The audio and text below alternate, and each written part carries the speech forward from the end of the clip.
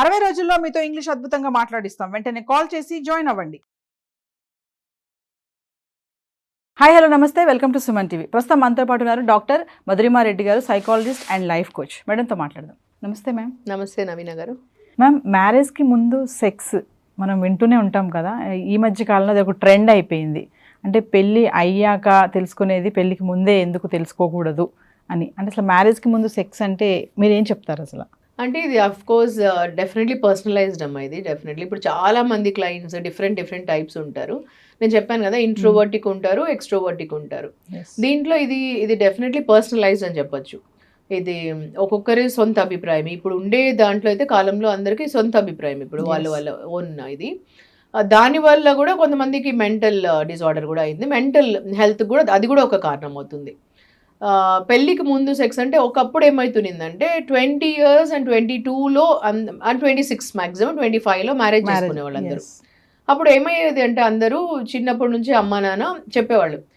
ఇంట్లో కూడా family bonding చాలా బాగుంది, స్ట్రాంగ్ ఉండేది. ఒకప్పుడు ఫ్యామిలీ బాండింగ్ ఉండేది, పేరెంట్స్ అందరు కలిసిమెలిసి ఉండేవాళ్ళు. అప్పుడు ఒక్కరే కూతురు ఒకడే కొడుకులాగా ఉండేది కదా చాలా కాలం అప్పుడు. సో బ్రదర్స్ సిస్టర్స్ అందరు కలిసి మీద ఎక్కువ టైం ఇచ్చేవాళ్ళు. Every day head of the family, అమ్మ నాన్న బ్రదర్స్ సిస్టర్స్ అందరూ కలిసి పెరిగేవాళ్ళు, కలిసి మాట్లాడుకునేవాళ్ళు ఎవ్రీ డే.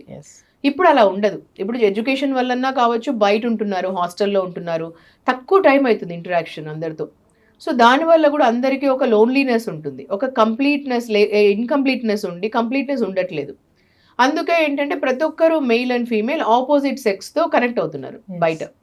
సో వాళ్ళు పెరిగే వాతావరణంలో కానీ, చదువుకునే దగ్గర కానీ అట్లా ఆపోజిట్ సెక్స్తో కనెక్ట్ అవుతున్నారు. సో అది ఏమవుతుందంటే కొంతమంది ఇంట్రోవర్టిక్ అనుకోండి, ఇప్పుడు నేను ఇంట్రోవర్టిక్ ఎక్స్ట్రోవర్టిక్ చెప్తున్నాను.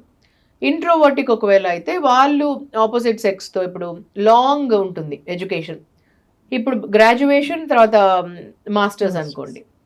ఇప్పుడు అఫ్కోర్స్ ఇంటర్ నుంచే కనెక్ట్ అవుతున్నారు, boy friend girls friend inter నుంచే ఉంటున్నారు అందరికీ. సో అది పర్సనలైజ్డ్. ఒకవేళ మెచ్యూరిటీతో వాళ్ళు, ఒకవేళ లవ్ అండ్ నిజంగానే వాళ్ళు లవ్ రొమాన్స్ వాళ్ళకి అర్థమయ్యే మెచ్యూరిటీతో అయితే, when they are committed and having sex అనుకోండి మెచ్యూరిటీతో, and they are committed and they wanted to marry, అలాంటివన్నీ నేను కమిటెడ్ అయ్యి రిలేషన్షిప్తో నేను ఐఎమ్ గెట్టింగ్ ఫిజికల్ అనుకోండి, వాళ్ళు దే హ్యావ్ ద కమిట్మెంట్. కాదు అనుకొని ఏమైనా డిస్టర్బెన్స్ అయిందంటే వాళ్ళలో, మరి they are getting into multiple relationships, and వాళ్ళు ఎక్కడైనా హర్ట్ అయిందనుకోండి, అది రిమైన్ అవుతుంది గిల్ట్ లాగా.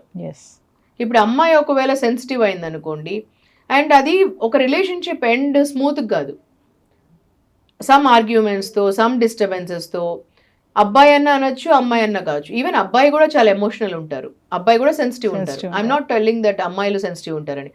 అబ్బాయిలు కూడా ఈక్వలీ ఎమోషనల్ ఉంటారు, ఈక్వలీ సెన్సిటివ్ ఉంటారు.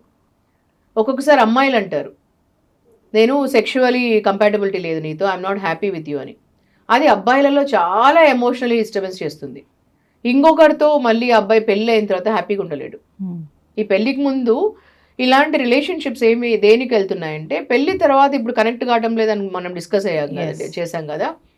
పెళ్లి తర్వాత ఇన్ కేస్ ఎవరితోనన్నా వాళ్ళతో కనెక్ట్ కావటం లేదు అని అంటే పెళ్లికి ముందు, ఎందుకంటే మేము డీపర్ అండర్స్టాండింగ్ దీంట్లో వెళ్ళినప్పుడు కౌన్సిలింగ్లో వాళ్ళు మాతో ఎక్స్ప్రెస్ చేసుకుంటారు కొన్నిసార్లు.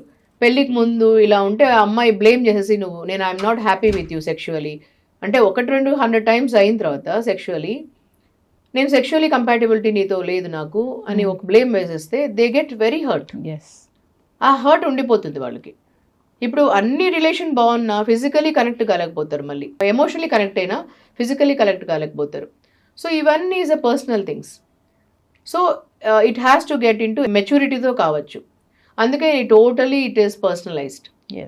So overall what I wanted to convey in this is, ఒకవేళ వాళ్ళు మెచ్యూర్డ్గా కమిటెడ్ అయ్యేసి and they feel that we're committed to each other, we wanted to have physical relationship because education is taking for them. ఇప్పుడు వాళ్ళు well settled అయితేనే financially మేము పెళ్లి చేసుకుంటాం అన్నప్పుడు పిహెచ్డీనే taking 6 years to 7 years depending వాళ్ళ గైడ్ని బట్టి, అది వైవాని బట్టి అవుతుందండి. ఈ మధ్యలో 7 years మినిమం అవుతుంది పిహెచ్డి, ఒక పిహెచ్డి. ఇప్పుడు నేను డబుల్ డాక్టరేట్ కాబట్టి నేను క్లియర్గా చెప్పగలను, నాకు 2 PhDs కావడానికి 7 years పట్టింది.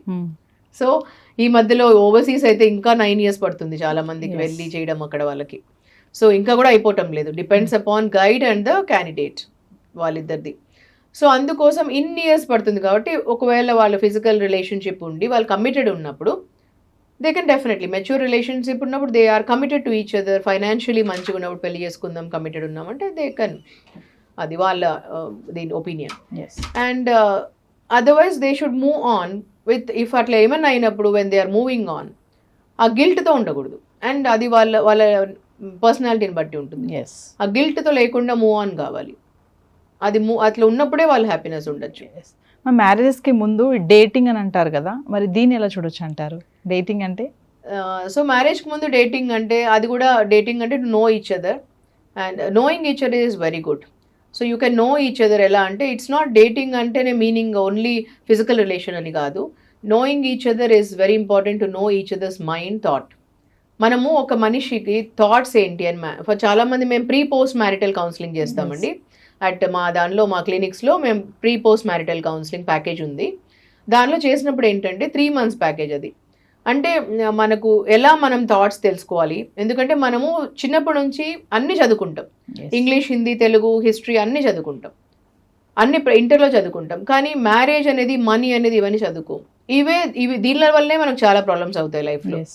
సో ఎలాంటి పార్ట్నర్ మనకు సూట్ అవుతారు, ఎలా ఎన్నుకోవాలనేది చాలా ముఖ్యమైనది. ఇది లేకపోతే మన లైఫ్ టర్న్ అయిపోతుంది. చాలామంది మనము అసెట్స్ చూస్తాం, వాళ్ళు ఎంత రిచ్ ఉంటారు, ఎన్ని ఉంటాయి, ఆ లయబిలిటీ తెలియదు మనకు వాళ్ళవి. ఇవి చాలా మనకు థాట్స్ అనేది మ్యాచ్ కావడం చాలా ఇంపార్టెంట్. ఆ థాట్స్ ఎలా మ్యాచ్ అవుతాయి వాళ్ళకు అంటే, ఫస్ట్ నార్మల్ న్యాచురల్గా we need to talk to each other. అప్పుడు వాళ్ళు you can argue, agree, anything చేసుకోవచ్చు. ఆ థాట్స్ మ్యాచ్ అవుతాయి లేదా తెలుసుకోవడం ఇంపార్టెంట్. It's very important. అదే కంపాటబిలిటీ అంటాం. So you may like Mahesh Babu, I may like Prabhas. మీరు హేట్ చేయాల్సిన అవసరం లేదు. నేను ప్రభాస్, నా మూవీస్ అంటే ఇష్టం అంటే, సేమ్ థింగ్ నాకు మహేష్. రెండు ఈరోజు ఈ సినిమా చూడొచ్చు, రేపు వేరే సినిమా చూడొచ్చు. ఈరోజు ఈ రెస్టారెంట్ పోవచ్చు, రేపు వేరే రెస్టారెంట్కి వెళ్ళొచ్చు భోజనం చేయడానికి. ఇలా ఉండాలి లైకింగ్ అంటే. ఒకరొకరిని హేట్ చేసుకొని మనము అలా చేసుకోవాల్సిన అవసరం లేదు. సేమ్ మ్యారేజ్లో కూడా ఒకరొకరిని ఇన్స్పైర్ చేసేలా ఉండాలి. ఒకరొకరు థాట్స్ మ్యాచ్ అయితేనే బాగుంటుంది. ఈ ఒకరొకరిని రెస్పెక్ట్ చేసుకునేలా ఉండాలి. హస్బెండ్ వైఫ్ రిలేషన్ అంటే ఈరోజు ఒకరొకరికి మనము డిస్రెస్పెక్ట్ ఇచ్చుకొని నువ్వు నా మాట వినేసి ఇలా ఉండాలి, ఇలా అలా ఉండదు. It's a companionship, balancing. It's a compatibility ఉండాలి ఒకరొకరి పట్ల. అంటే ఒకరికి యాంగర్ వస్తుంది, ఇంకొకరు ఇలా ఉండడం కాదు. యాంగర్కి ఒక రీజన్ ఉంటుంది దేనికి వస్తుందో అని. సో ఇవే అర్థం చేసుకునే భావన అంటే. సో మీరు జ్యోతికాని, సూర్యాని చూసింటారు కదా, యాక్టర్స్ వాళ్ళు ఎన్ని అసలు ఎంత కంపాటబిలిటీలో ఎన్ని చెప్తుంటారు కదా. Jyothika how much she will tell about Suriya, Suriya కూడా how much she will tell about Jyothika also. So అలా ఒక రోల్ మోడల్ టైప్ ఆఫ్ కూడా ఉండొచ్చు వాళ్ళు, ఒకరొకరు హస్బెండ్ వైఫ్ కూడా. మేము ఫైనల్గా మ్యారేజ్కి ముందు సెక్స్ అంటే ఏం చెప్తారు, అంటే అది ఎంతవరకు కరెక్ట్ అంటే ఏం చెప్తారు ఫైనల్గా? సో దీనిలో కరెక్టా తప్ప అని చెప్పడానికి లేదండి. What I feel is it's a personalised is what I tell. It's individual opinion. And people మీకు గిల్ట్గా అనిపించదు అని అంటే మీరు చేసుకో, ఇది ఇట్ ఈస్ యువర్ ఒపీనియన్ అండి. కానీ దాంట్లో మీరు యూ కెన్ టేక్ ఇట్ బోల్డ్. అంటే మీరు నేను ఇది ఓవర్కమ్ కాగలను, అట్లాంటివి ఏమైనా అయితే కూడా నేను గిల్ట్గా తీసుకోను, I can go on, move on అనుకోండి అని. మూవ్ ఆన్ కాగలను అనుకుంటే it is your step. And నాకు నేను కమిటెడ్ వాళ్ళతో ఆ రిలేషన్షిప్లో, నేను కమిటెడ్, మేమిద్దరం కమిటెడ్ అంటే you go head with that. And ఏమన్నా అవుతే కూడా నేను మూవ్ ఆన్ కాగలను అంటే యూ టేక్ దట్ స్టెప్. ఇది నా opinion. That is what I wanted to give. Because నేను ఈ రోజు వరకు సమ్ ల్యాక్స్ ఆఫ్ క్లయింట్స్ని కౌన్సిలింగ్ చేశాను, కోచింగ్ చేశాను. సో వేరియస్ టైప్స్ ఉన్నారండి. కొంతమంది మూవ్ ఆన్ కాలేక అక్కడే స్టక్ అయ్యి దానిలో మెంటల్ డిసార్డర్తో బాధపడిన వాళ్ళు ఉన్నారు, men and women both. Emotionally stuck అయ్యి వాళ్ళు ముందరికి వెళ్ళలేక బాధపడిన వాళ్ళు ఉన్నారు. అందుకని it's a personal choice, it's a personal opinion. So is what I feel. Thank you. Thank you so much Naveena గారు.